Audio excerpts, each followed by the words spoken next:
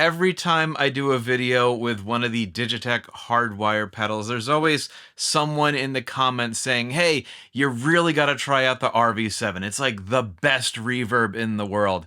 And since I'm a firm believer in giving the people what they want, let's see if this top-of-the-line reverb pedal from 2008 still holds up all these years later.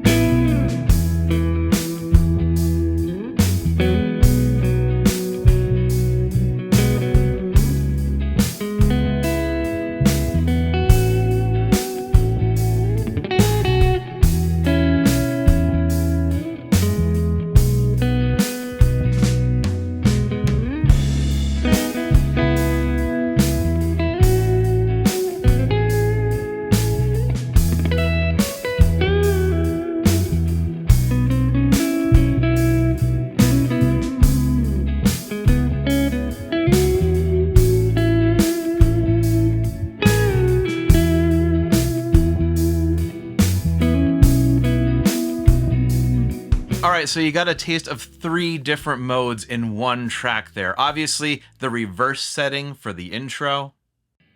And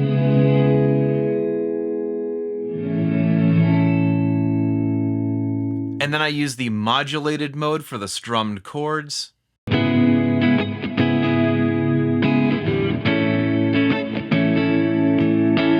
a little bit of plate reverb on the lead part.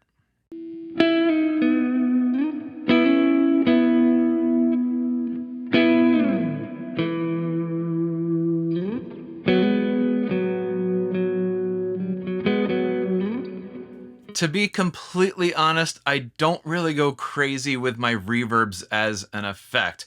I'll use it to embiggen solos and riffs a little bit, but I get all I need from my RV-3 or my RE20 Space Echo or the left side of my Keeley Caverns. I watch all of those demos with those amazing programmable modulated space reverbs, and they look like a lot of fun. But I generally don't buy something unless I think I can use it. I'm not buying pedals just to make videos. So I was a tad conflicted when I saw a good deal on an RV-7 because on one hand, it's got the Lexicon reverbs and everyone keeps telling me how much they want to see a breakdown video of it. On the other hand, even at a good price, there's still a lot of other pedals on my list that I could get for that kind of dough. Obviously, you know how this quandary ends, and there's no sense in dragging this out for suspense. Let's see what we've got here. Typical Hardwire construction and features. We got 7 modes, a level knob, a liveliness knob, that's kind of like your tone knob, and a decay knob. That's the amount of time the reverb hangs around. Turn it to the right to get a longer decay.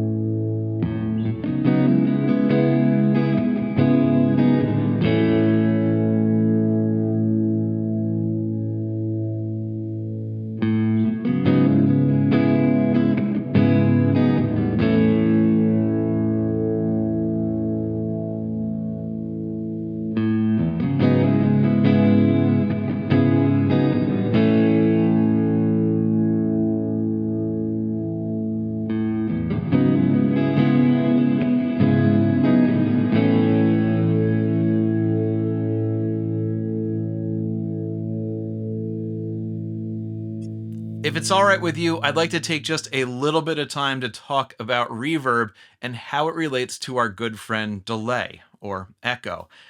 When you have a single surface, let's just say a wall, we've got a single echo. That's your standard delay. It happens once, comes right back, pretty much end of story.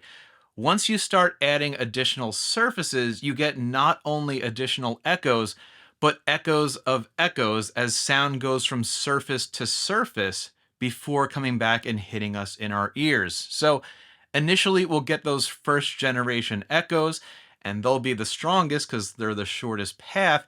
But then eventually, we'll get all those other paths starting to roll in towards the end, giving our reverb that nice long tail. Reverb, designed to emulate actual physical spaces, comes in three primary flavors: room, chamber, and hall. And we'll get to the hall setting of this pedal in a few minutes, but on the other end of the range is room reverb. And room reverb is designed to be subtle. It's just there to demonstrate that sound is happening in an actual environment and not the cold, lifeless vacuum of space. I have the levels turned up quite a bit on here so you can hear the differences, but you'll hear that it's fairly flat, simple, and to the point.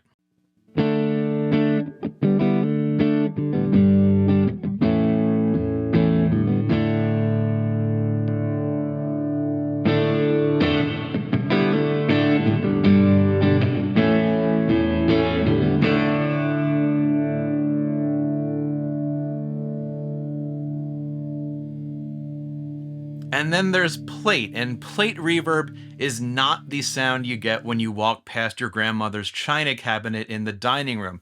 It's named after a style of reverb found in some of the more prestigious, or at least more creative studios. There's a big plate of metal, typically hung or suspended, with a driver attached to it. And in this context, a driver is basically a speaker, but without the cone. It's just there to impart sound waves into the plate. And when that happens, the plate vibrates with those sound waves, and we can pick up on those vibrations with pickups. Kind of similar to guitar pickups, but not exactly the same. And one of the more amazing things about plate reverb is that you can pick up different aspects of the reverberations as they travel through the plate by placing those pickups at different locations. Plate reverb is a studio staple, and in the course of doing the research for this video, I saw a lot of pages about doing DIY plate reverb that looked kind of interesting. So let's hear the plate reverb setting of the RV-7.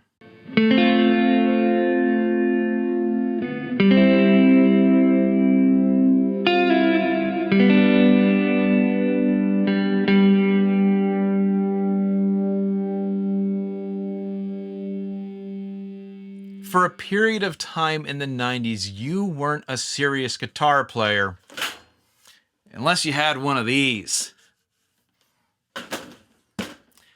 Pedals were just toys. This was the way of the future. And when it came to time-based effects, Lexicon and Eventide were the two companies up there at the top. If you heard a power ballad in the 90s, there's at least a 50% chance you heard a Lexicon unit on there. I've actually got a Lexicon unit in here, albeit a fairly lower end one, but this MPX 100 is a lifesaver for adding a little bit of depth to vocals, guitars, and just about anything else. Why do we care? Because in the early 90s, the Harman Corporation acquired both Digitech and Lexicon, and the brand stayed separate, but over time we did see a few instances where Lexicon algorithms made their way into Digitech effects. Probably the most notable being the Supernatural Reverb, and this, the RV-7. I've always kind of pictured those collaborations being like a bunch of guys and gals in black band t-shirts walking over to the research facility next door and being like, hey, can we borrow some of your algorithms? And they're like, yeah, just as long as you don't put it in a pedal with a butt knob, all right? Having the brains of those legendary studio effects crammed into a pedal you can step on is pretty darned amazing. And yeah, messing around with the RV-7 in my little home office space, it sounds absolutely massive. And when you think about super professional studio reverb, that's like plate, gate, hall, room. Hey, what about a reverse setting? Normally, reverse starts out like this and then trails off. Reverse mode will suppress the output at first and then build louder as sound is detected the longer you hold that sound. You heard some of it in the opening jam, and here's a little bit more of it.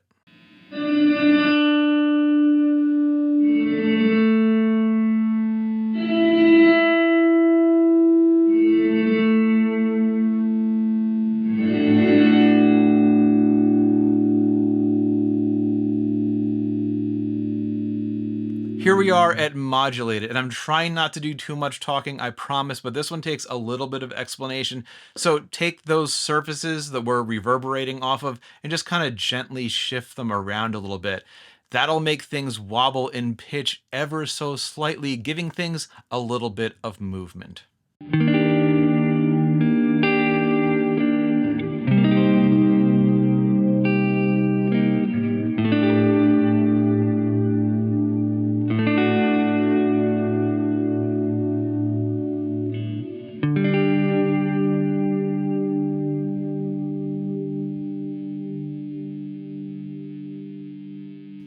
What do you do when you want that big, massive, reverberated sound, but you don't want the echoes carrying on forever, blending into one another and making that big, messy cacophony of sound? If you've ever listened to early Peter Gabriel or Phil Collins stuff, you've heard gated reverb used on drums primarily, but also vocals. It's also used on a ton of more modern vocal-driven electronic pop music. Essentially, you take the reverb and you tack on a noise gate at the end. So once the tail reaches a certain level, the gate goes, you're cut off. I've had enough. And it flattens it down in anticipation of the next drum hit or chord strum or anything. It's kind of weird. Give it a listen.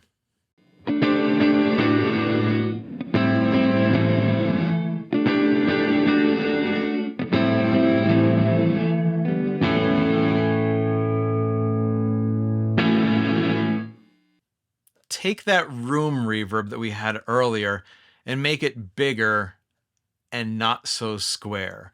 So now we get to hear the sound traveling across this vast space and going into corners and hitting all sorts of different surfaces.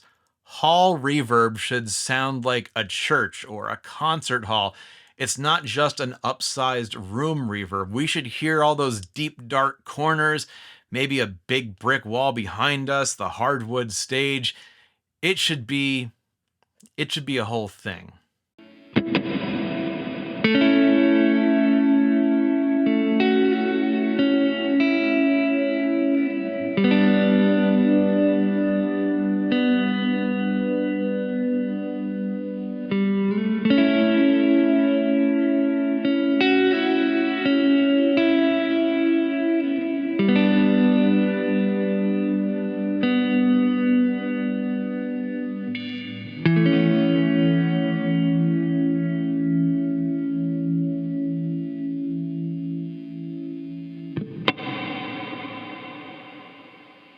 And then lastly, we've got a spring reverb mode. This is based on the spring reverb tank you might find in a guitar amp. Spring reverb is kind of like plate reverb, but replace the plate with a series of, well, springs, and replace the driver with a smaller transducer. So we're still getting the effect of those waves traveling through a physical surface, but springs have a much kind of looser hang to them than a sheet of metal, and this definitely sounds like something coming out of a big, heavy Fender amp.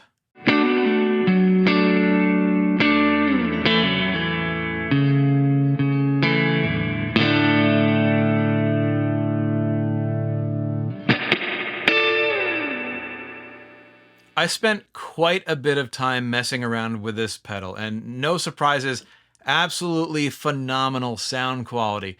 For most of my demos on this channel, I use the SSL FlexVerb plugin just to add a little bit of space to my tracks. Although for this particular video, all reverb is from this pedal. It just does a great job of sounding like an actual space or an object that we're sending our sound through, rather than like a hollow kind of store brand reverb you hear on some other pedals. It's also really nice to see a reverb that focuses on quality rather than quantity. I have no use for 800 reverb modes. Though if you're looking for something a little bit different, a little bit more on the ambient soundscape side, there's of course the RV-7's evil twin, the Supernatural. There's actually a fair amount of overlap between these two. They've both got spring, plate, and modulated, but Shimmer and Supernova with the flanging and the pitch shifting, that's all this guy. I did a video on the Supernatural a few months back. I'll link to it in this video somewhere in case you're interested. Surprisingly, with all the digital stuff going on, this only draws 75 milliamps of power. Of course, it's got stereo ins and outs and an option for true bypass or the ability to draw out the reverb trails after it's clicked off. It's a nice feature. I think the question was never really whether or not these were good pedals. I mean, no one will accuse Digitech of taking the easy way out on any of these Hardwire pedals. Maybe the question is whether they were designed for a market segment that actually exists. Are the things people beg for and obsess over and argue about on internet forums, are they really the things they're willing to pay an extra $20 for? Is there a limit to how excited someone can get about a relatively mass-produced pedal before they feel like they need something a tad more exclusive and boutique-y? Maybe people were just too used to seeing Digitech pedals at a certain price, and this one kind of left them unsure how to feel. Whatever the story is, a good reverb is a good reverb, and it's hard to find many faults with this one. I think it sounds killer. It looks just as solid as anything else I might want to strap to my board, and I dig the deep burgundy color. Doesn't remind me of anything else I can think of at the moment. All right, if we're talking about colors, that means it's time to move on. How about one more demo track, and then we'll wrap things up. But make sure you come back, because we've got some talking to do.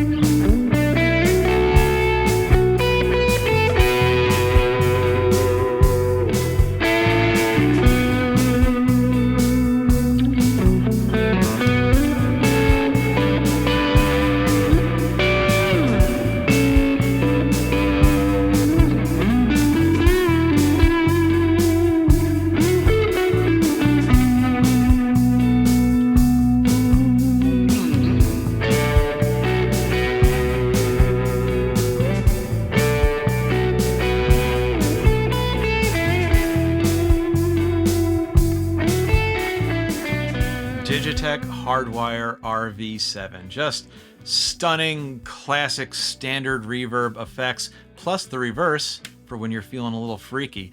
This covers a lot of bases, and I see why so many people love it. It's maybe a little hard to recommend right now, given what else is available in its current price range, but for those studio sounds, plus the reverse, in a pedal, it's just got those locked down. All right, good pedal, you probably already knew that. Let's talk numbers. Now, I try not to get too hung up on numbers. What you see here is basically what I'm doing whether there's a YouTube channel or not. It's just a window into my own personal pedal obsession. And no one likes someone trying just a little too hard to go viral. But I just noticed this morning that the channel hit 2,500 subscribers, and I just want to say thank you. Thank you so much to everybody. Love those big round numbers. And every time I log into YouTube and I see that number move, I'm like, I just can't believe someone watched something I did and said, yeah, I like that. Sign me up for more of that. And they actually clicked a subscribe button. That's still incredible to me. Seriously, it means a lot. I appreciate all the feedback, and I'll keep putting everything I've got into these videos because I know people get a lot out of them. It takes me probably about 10 hours to make a 10-minute video. This one was longer. I'm probably looking at about 17, 18 hours. And if you're a creator, you get it. It's just good to know that the hard work is being appreciated. And I hope this just gets bigger and bigger and bigger. So if you haven't already, please click subscribe, tell a friend, keep playing, and I'll see you on the next one.